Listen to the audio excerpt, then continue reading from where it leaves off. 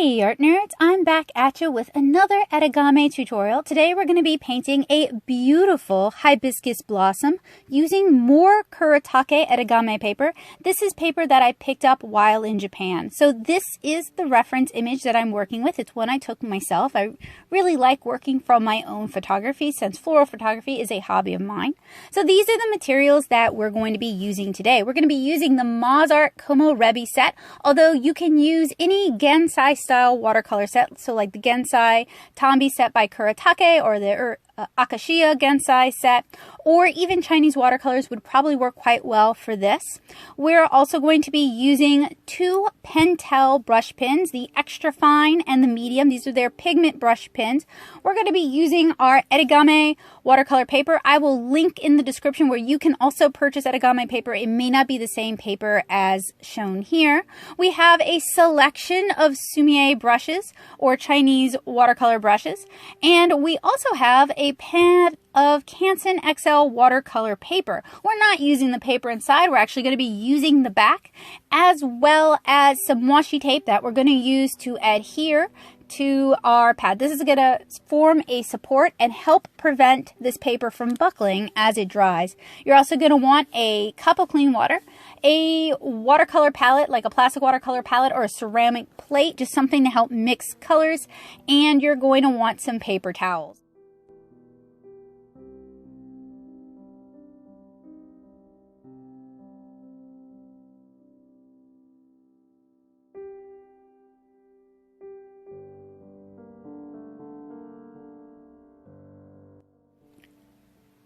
So I'm applying washi tape to the back of this paper. What I recommend you guys do is I recommend you put the washi tape on your wrist first. This is going to help take some of the adhesive away before you put it on the paper. This is going to help reduce it tearing the paper when you remove it.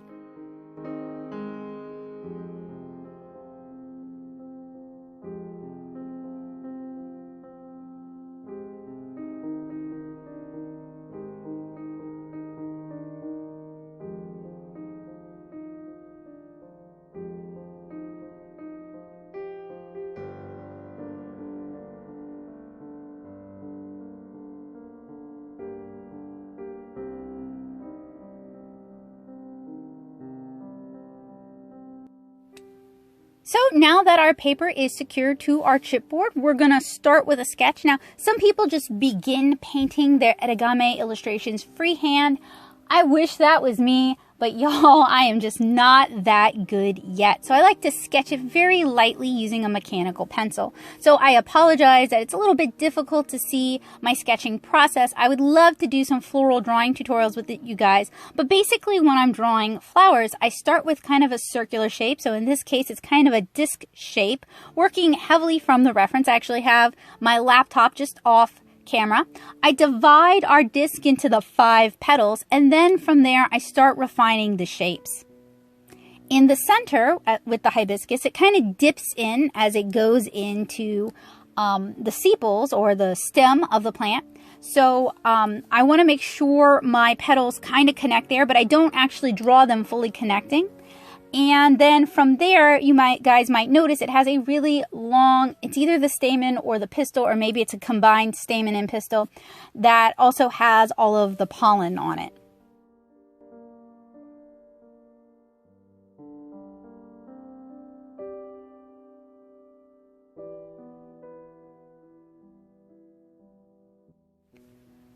So for this Etegami illustration, I want to paint the background first. So just off camera, you guys can basically see the Mozart Como Rebi set. In our Crocus Etegami tutorial, I talk about why Gensai paints are really ideal for Etegami style painting, and they work really well on this. For those of you who have never had the chance to work with Etegami paper, it's basically a washi paper. So it's a Japanese paper, and it handles very, very differently from Western style watercolor papers. It can be made from, it's like a rice paper, or it can be a mulberry paper. It's made from different fibers than, say, cellulose, which is a wood pulp, or from cotton rag, which is made from cotton. And it tends to be very thin and very, very prone to bleeding. With Etegami postcards, the washi has been attached to the postcard already, which does provide some support. So when you're handling this paper, you really can't do too many layers, and you want to work at a really thick saturation. So what I'm doing right now is I'm just kind of blocking in our background. It's going to stay wet for a while. That's one of the working properties of Etegami paper, is that it is so bleedy and it basically just evaporates into the atmosphere as it dries out rather than soaking into the fibers because it's very thin. So I applied a really light green, and now I'm going in and I'm dabbing in some turquoise green, and I'm going to dab in some cool blue to kind of help start establishing shadows. So at this point, I'm really not trying to work very tight. I'm really just trying to get some really nice wet into wet blends going on.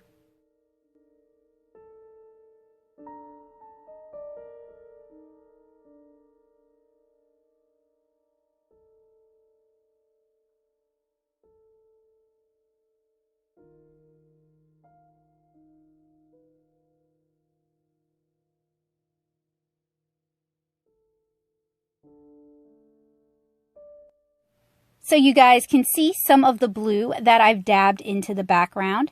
And I'm going to use a thirsty brush, so I squeegee out some of the excess water from my brush just to pick up some of the water that's already pooled on the paper. So now that our Etegami paper is good and sopping wet, it's time to let it dry, maybe work on another activity, and come back to it after it's had a chance to dry. You guys can really see it dried a lot lighter. So that's another working property of Etegami paper, and it's why you want to work so thickly, is that colors are much more subtle on this paper. And you guys can definitely see some of that wet into wet going on. So now I'm mixing up a nice bright pink for our hibiscus flower. And I'm working fairly wet with this one because it needs to be a really light pink. If you guys check out the reference photo that I included in the beginning of the video, it's not a dark pink hibiscus, it's a light pink hibiscus.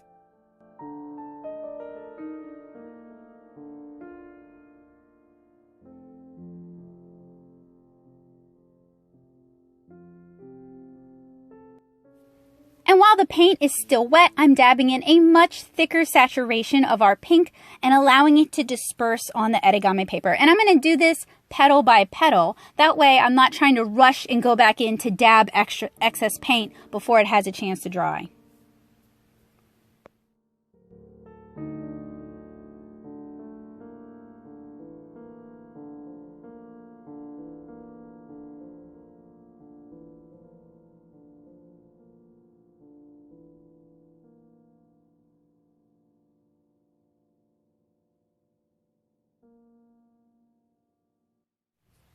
And once you get more experience working with washi papers and Etegami papers, you're going to really come to love this beautiful diffuse blending. It blends so much more than most of the Western watercolor papers I've used. And it really invites having kind of a lighter hand and working more quickly and not spending a lot of time fussing over your watercolor, which is something I desperately need because my other watercolor tends to be very, very rendered and very, very mannered. So this is much looser and much freer. Towards the end of this tutorial, I am going to ink this piece, so I'm also not worried about everything being perfect. In fact, I want to embrace the imperfection because I know I can always tighten it up again with the ink. So we're going to create order out of chaos. So as if you guys reference our reference image at the beginning of the tutorial, you guys will notice that the center of the hibiscus is a really nice dark reddish pink. So I mixed a little bit of warm red in, or cool red, sorry, in with my pink. I'm dabbing that in the center and then allowing it to dry.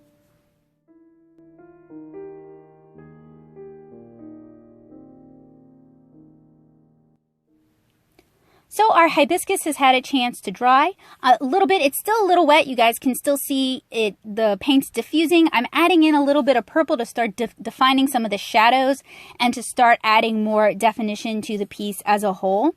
But it is dry enough that it's not just like sopping wet and it's not just going to pool. Now, as it does tend to pool, I'm going to lift that back up with a thirsty brush.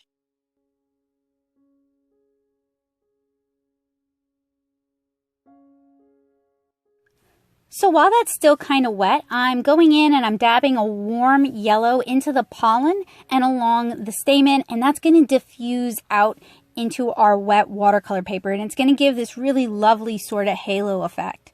Again, one of the beautiful things about Etegami is you don't want to work too tight. You really want to embrace whatever the paint decides to do.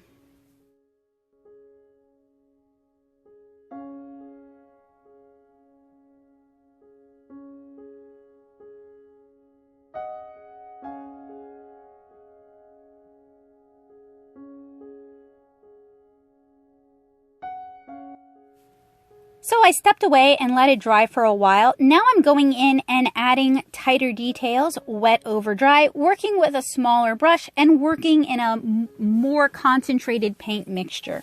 So I'm using this to add some of the really intense dark pink details, maybe even to kind of get that ombre effect going on here.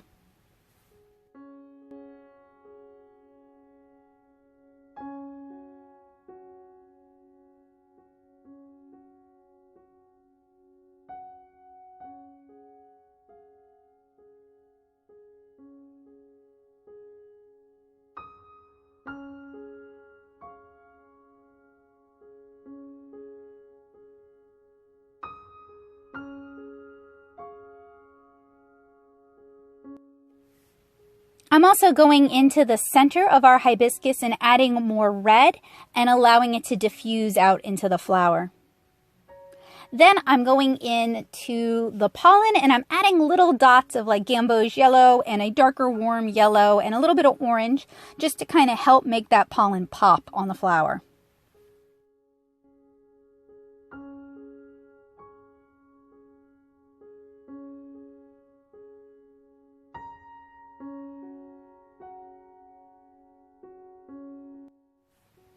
So while I allow the flower itself to dry, the background has dried, so we're going to be able to get more delineated edges. I'm going in with a really cool blue. I think it's azure blue in the Mozart palette, and I'm just kind of defining some of the leaves using negative painting.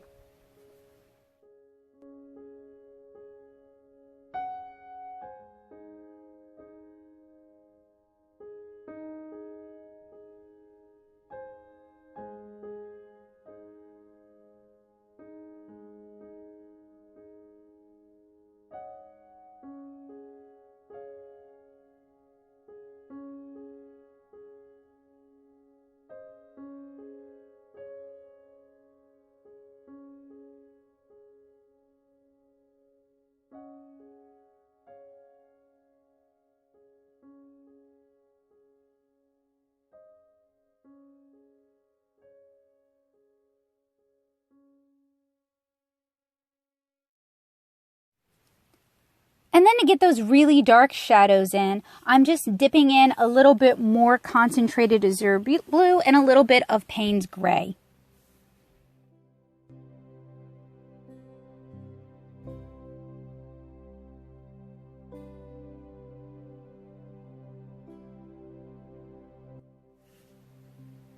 I allowed the background to dry a little bit, and now I'm going to go in and further refine it and continue to add shadows and to create definition using cool blues and Payne's gray.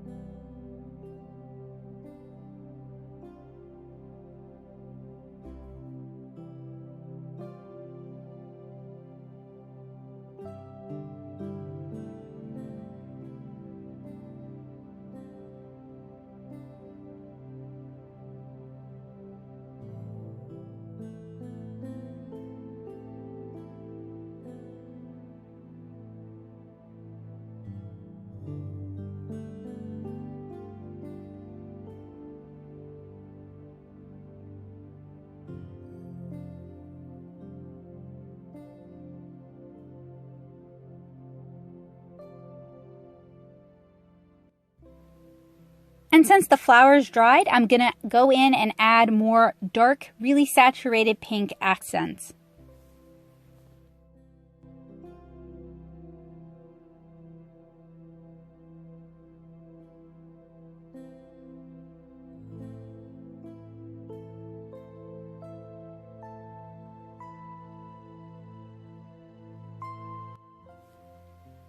So before you ink, and maybe before you add white gouache, you may want to let your Etegami dry fully. One of the reasons you may wish to do this is if you go in while it's still wet, it may bleed all over the place. And what I really want with the ink is for it to give it definition and help give it more contrast and really tie the piece together. So my inking is fairly tight, even though it's very gestural, it's also very deliberate. I'm still working from the reference, and while I am outlining some things, I'm using a brush pen because it allows me to vary the line weight so I can give some objects more expression, more weight than other objects.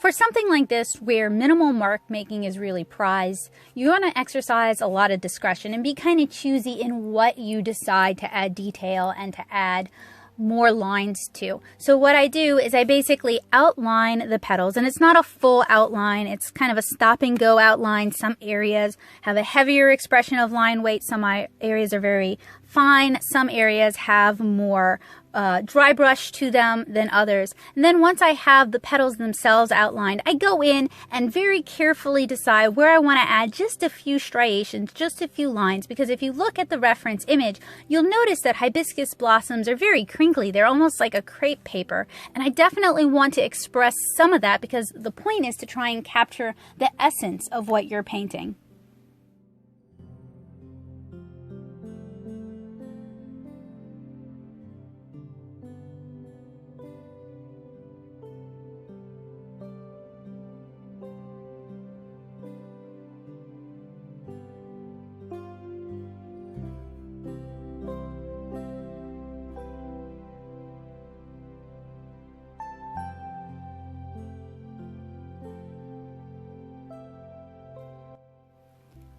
Once I finish inking, I'm just going to use a little bit of white gouache just to add some more white highlights. Generally, you want to leave the white of the paper as your highlight, but sometimes working with Etegami papers that you're less familiar with, you may find it bleeds more than you expect, or adding additional water is going to bleed more than you expect. So you may want to add some gouache. And I know it's a little bit late in the game to point this out, but Etegami, you can't really glaze the way you would in Western watercolor. The paper is not going to handle that very well. If you try to add a very thin mix on top of a very saturated mix, it's going to cause a lot of bleeding, which might be what you want if you're looking to kind of move the color around or lessen the saturation. Then adding a glaze on top of it may help you achieve what you're looking for, but it's not a technique you can really rely on the way you would in Western watercolor. So this is a really fun way if Western watercolor techniques don't really resonate with you, this could be a really fun way to continue to play with watercolor, but not be tied to those techniques. So that about wraps it up. I hope you guys enjoyed this tutorial. I hope I've inspired you to try painting something like this for yourself. Etegami is a wonderful hobby. It's a wonderful art form, and it really invites people of all skill levels to make art and share art, because the point of this is to put this postcard in the mail and mail it to somebody you care about. So while we're all kind of stuck inside right now, this could be a wonderful time to start exchanging Etegami postcards with somebody you really care about. Now, Etegami is supposed to kind of celebrate the seasonality, the season that you're in. So use that as inspiration for your Etegami paintings. Have a wonderful day, guys. Bye!